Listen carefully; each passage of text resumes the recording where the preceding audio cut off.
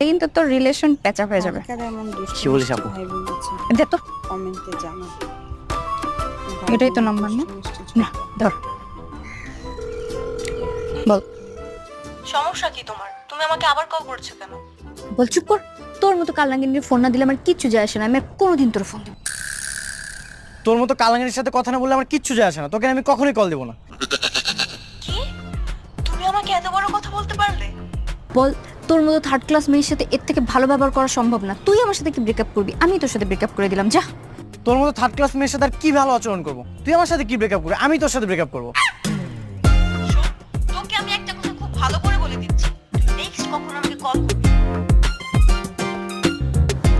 তুই আমার দিকে এইভাবে তাকাইছিস কেন? যা একটু পেঁচাবার সম্ভাবনা ছিল, তোর জন্য সেটাও নষ্ট হয়ে গেল। তো আমি তো শেষ করতেই আসছি, তাই না? তুই কিরকম একটা মেয়ে ডিজার্ভ করিস বল? আর আমি একটা মেয়ে হয়ে কিভাবে আরেকটা মেয়ে